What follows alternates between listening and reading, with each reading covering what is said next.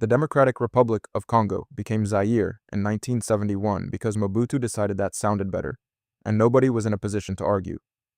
He renamed himself too, dropping his European name and adopting Mobutu Sese Seko Kuku Ngbendu Waza Banga, which translates loosely as the all-powerful warrior who, because of his endurance and inflexible will to win, goes from conquest to conquest, leaving fire in his wake.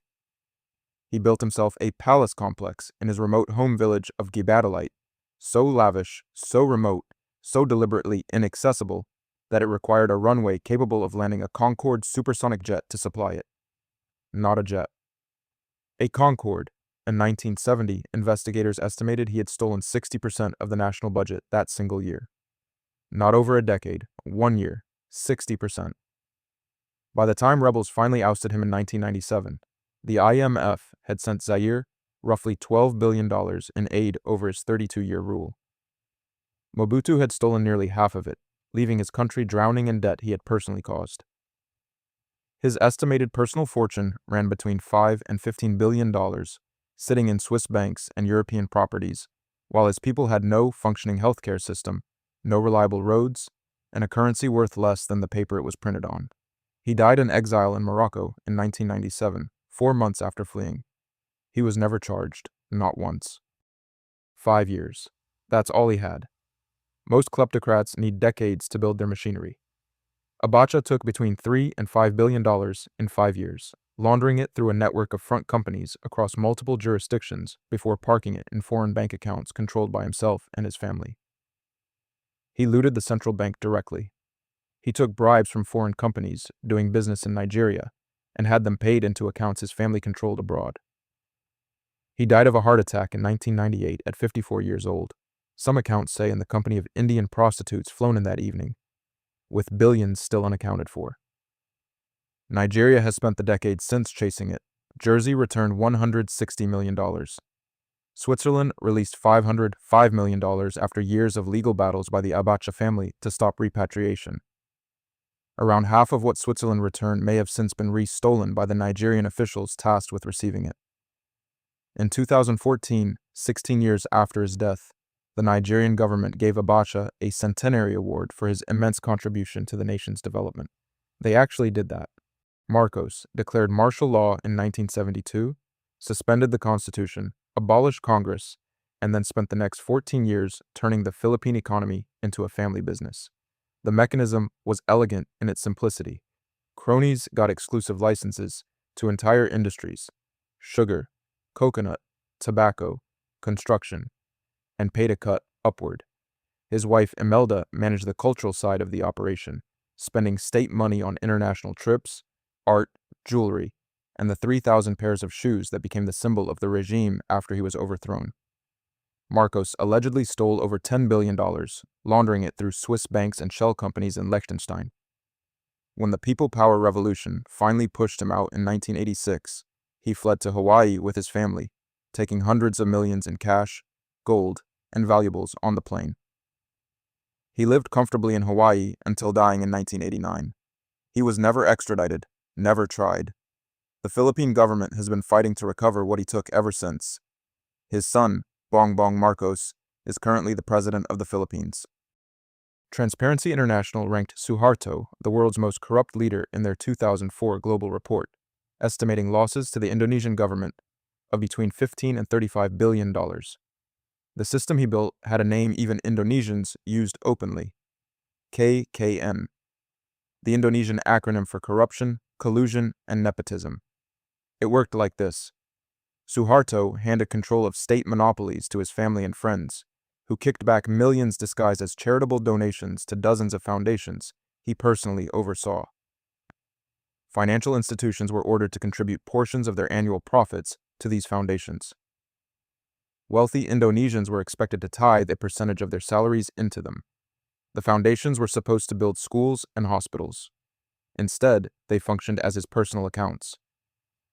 His 6 children held equity stakes in every major sector of the Indonesian economy: toll roads, oil, timber, clothes, banking, flour.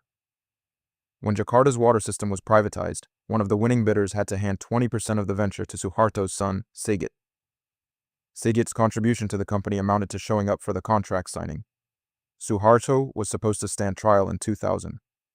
Doctors declared him too ill, again in 2002. Still too ill. He died in 2008 at 86 years old, never convicted of anything. His family's fortune intact. Libya has a population of 6 million people. Annual oil revenues in 2010 alone were $32 billion. Gaddafi ruled for 42 years. The mathematics of what he could have taken are staggering, and the actual figures are worse than most people know. Senior Libyan officials estimated Gaddafi secretly accumulated more than $200 billion in bank accounts, real estate, and corporate investments around the world. Approximately $30,000 for every single Libyan citizen. The money didn't sit under a name. It sat inside the Central Bank of Libya, the Libyan Investment Authority, the Libyan Foreign Bank, official government institutions that Gaddafi and his family could access at will. His children had private yachts, planes, and properties across Geneva, Vienna, and London. When the Obama administration froze Libyan assets in 2011 at the start of the uprising, they were stunned to find $37 billion sitting in Libyan regime accounts in the United States alone. UN investigators later found cash and gold hidden in locked steel boxes in Burkina Faso and Ghana. One report identified $560 million in $100 bills sitting in boxes in Ouagadougou. Gaddafi was captured by rebel forces in October 2011, dragged from a drainage pipe, beaten, and killed on camera. Most of the money has never been found.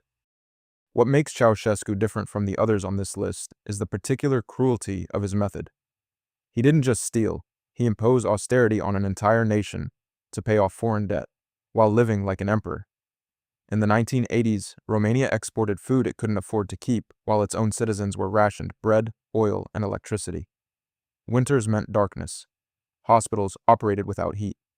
Ceaușescu and his wife Elena, meanwhile, lived in a palace. The Palace of the People, the second largest administrative building on Earth after the Pentagon, still standing in Bucharest.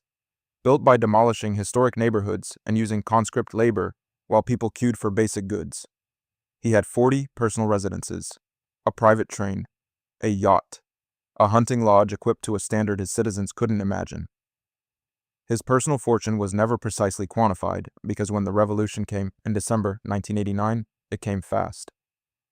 He and Elena were arrested on Christmas Day, given a show trial lasting 2 hours, and executed by firing squad. The entire proceedings from arrest to execution took 4 days. After it was over, Romanians found the personal stockpiles, warehouses of food, medicine, luxury goods, that had sat behind guarded walls while the country outside them starved. This one is different because it's still happening. 3 generations of the same family have run North Korea as a privately owned state for over 75 years. Kim Il-sung built the architecture. Kim Jong-il refined it. Kim Jong-un inherited it and has shown no indication of stopping. The mechanism is called Bureau 39, a secret government office whose sole function is generating hard currency for the Kim family through drug trafficking, counterfeit currency, cybercrime, and arms dealing. North Korea's state-sponsored hackers stole an estimated $3 billion in cryptocurrency between 2017 and 2023 alone, according to UN panel reports. Kim Jong-il was estimated to have stolen approximately $4 billion, while millions of his citizens starved to death during the famines of the 1990s. The money sat in Swiss bank accounts managed by North Korea's former ambassador to Switzerland. That ambassador was reportedly executed by Kim Jong-un in 2013 over a dispute about how to handle the funds. The current Kim lives in a compound system across Pyongyang, rides private trains, maintains a fleet of luxury vehicles under comprehensive sanctions, and recently had a new yacht delivered. An estimated 42% of North Korea's population is undernourished. The family has been in power for 77 years and counting. There is no sign of it ending.